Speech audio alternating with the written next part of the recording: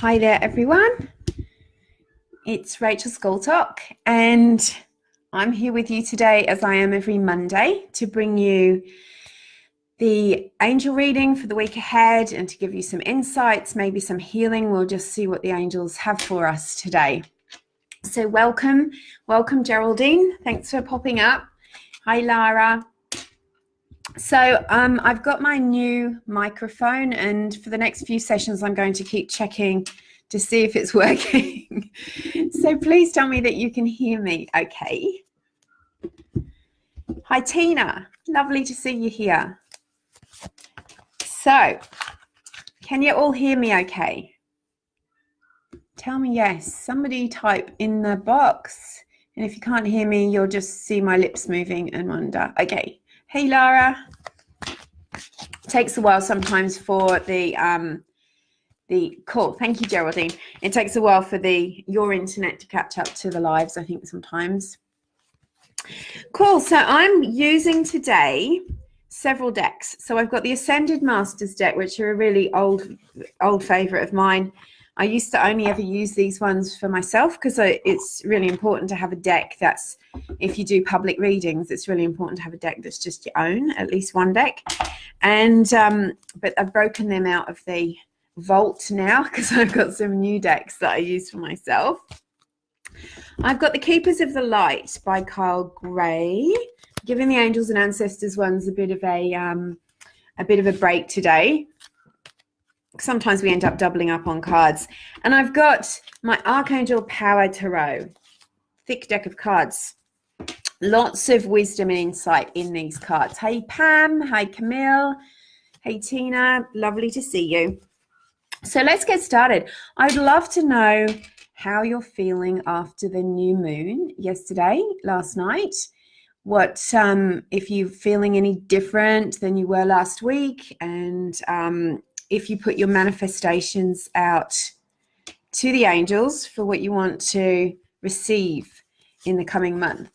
And now we're in the dark moon, and we're coming out of the dark moon and going towards a full moon. This is all about the things that need to come out of the darkness and into the light. So sometimes we have to be really aware of the ways of which we close ourselves off. We make ourselves invisible. We shut maybe our voice down.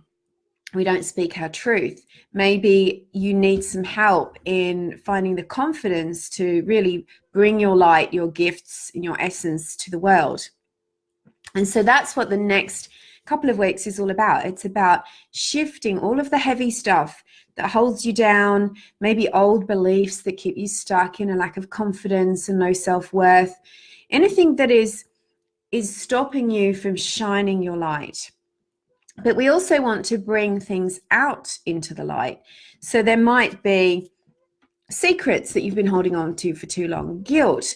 There might be your art that you need to create and bring into the world. So it's about bringing things into the light so that they can be either healed and released, or that they can be shown to the world. So have a think about, in the coming few days, what things need to come out of the darkness for you, and in what ways do you need to evolve? And I say it, strongly, because so many people tend to focus on what everyone else needs to change about their lives, right? We get really clever when we're reading self-help books and spiritual work, thinking about, yes, this person could really do with reading this, and this person really needs to change. I might buy them this book. But we miss the point, because that spiritual knowledge, that knowledge is coming to you at that moment because you need it. And yes, it's okay to pass it on to others, as long as that doesn't distract you from your own soul and your own path. So what is the journey that you are on at the moment? Both with your intentions, like what do you want to create?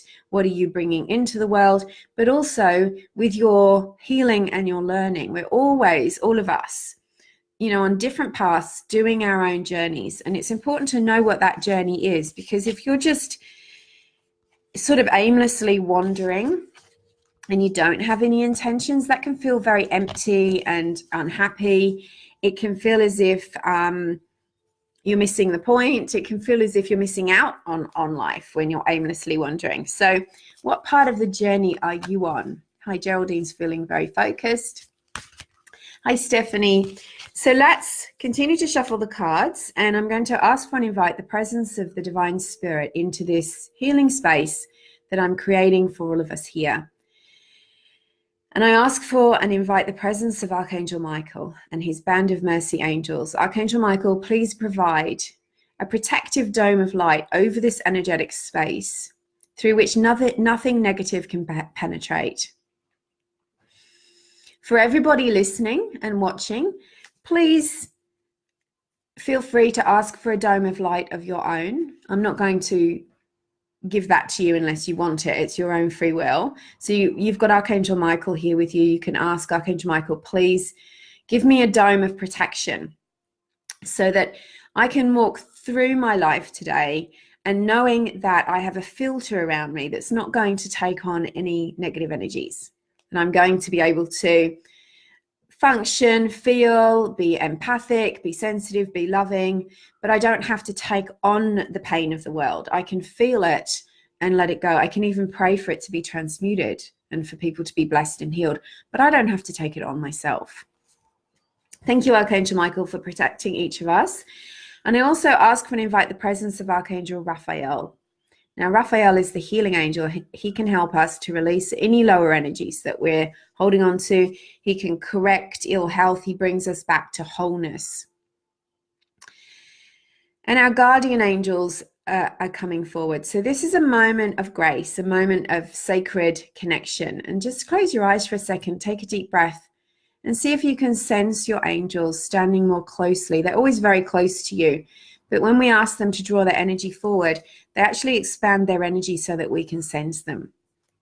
So I'm feeling that your shoulders are very surrounded by your angels. You're feeling the love and the peace of your angels. So angels, thank you for being with us here today. I ask you to give us a reading that is for the highest good of everyone watching and listening. Thank you for working through me and with me, for being a pure and clear channel of divine energy and love, and that the messages that come through are for the highest good of all and for our heart's desires. Thank you and amen. Okay, beautiful. So what is it that the angels and God want us to know for the week ahead? What are the most important insights we need to know about the energy? What are the important insights that we need to know for ourselves and our journey? Okay, so I'm being told to take a single card from the Ascended Masters deck. And we'll find out what Ascended Masters are working with us. I love it when the cards are so clear. Beautiful. Okay, let's get started. So the first card from the Archangel Power Tarot deck, which is by Radley Valentine, it's a Hay House deck. This is the number 9. So number 9 always signifies completion, end of a journey, and it's also a nudge from the universe and the angels asking you to get on with what have you been hesitating over? What projects are you holding yourself back from? So this is a divine nudge, and it's giving you encouragement. It's telling you that the angels are with you, even though you feel very alone. So in the traditional tarot deck, this card is the Hermit, and it speaks of how you can have epiphanies, realizations, spiritual growth when you spend some time by yourself. And look, you don't have to spend all of your time by yourself, but it's important to have some time to yourself to meditate and to tune into your angels and to connect. But also it's a reminder that the journey that you're doing is by yourself. As much as you have loved ones, you have family, you have friends, you have your pets, your life journey, the decisions that you make, the choices that you make are your own. And you might be feeling that at the moment. You might be feeling alone. And the angels are saying, don't be afraid. Feelings of loneliness are normal. And especially when you're spiritual, because you really long for that heavenly connection. It's not true that you're alone. You've got your angels with you. At least you've got your angels with you. But you've also got a lot of help, both earthly and heavenly help. So the angels want to know that they're walking with you. They know how you feel and they are supporting you. And not to give up and not to feel less than or that there's something wrong with you because you feel alone. Many, many spiritual people feel this way. And it's a combination of wanting to spend a lot of time by ourselves because we need to recharge our energy, and we need to declutter our energy from spending time with people. But also because we're brave souls that take strong steps in the direction of our dreams. And that can sometimes mean leaving the crowd, leaving the herd. It sometimes means we have to step out and be brave and show ourselves individually. And that's okay. It's all going to work out in the end. You are inspiring people. So it's like you're going on a journey. The second card is the King of Gabriel. Now, this is a really powerful card for your guidance. And it's saying, now look at the king. He again is very much alone. He's sitting there on his throne. He's got light either side of him. He's being supported. But he's in a position of power. He's not in a position of weakness. He's not feeling bad for having that leadership position. He's actually embracing it and holding it. So it's about recognizing that there's a bigger picture to your life, and to not get caught up in the dramas, the conditions of what's going on right now. Think about where you're going. Think about where you've been. Think about the lessons that you're learning. You've got a lot of power within you, and that power inspires and leads others. And that's a theme today. It's really about knowing that it's okay to step out. It's okay to step out in front of the crowd. It's okay to do something a little bit different. It's okay to step away from the routines and the normality of everyday life and do what your heart and your soul are telling you to do. The outcome card, solutions, Archangel Zadkiel. I'm really glad that we got another major arcana card, because it's really, it's showing the strength of the energy that's around at the moment. Everything feels life-changing. Everything feels dramatic. Everything feels really full on at the moment. And partly that's because it is. We're being shaken up, making us look at the things, the ways that we sabotage, the ways that we block ourselves. But we're also being shown it's possible for us to change our lives, and it's possible for us to change the world, and to do it in a loving way, to do it in a strong, courageous. But we don't change the world through shouting at the things that we don't like. We change the world by leading by example. We change the world by the little steps that we take, and the kindness and the compassion that we show. So this card, the solutions card, it's letting you know that even though you might not know exactly where you're going, the solutions will come. It will all start to make sense. You're really just being asked to take a step on the journey. And sometimes, as control freak human beings, we can be really afraid sometimes of not knowing how it's all going to turn out. And that can be paralysis. That can mean that you just don't ever do anything.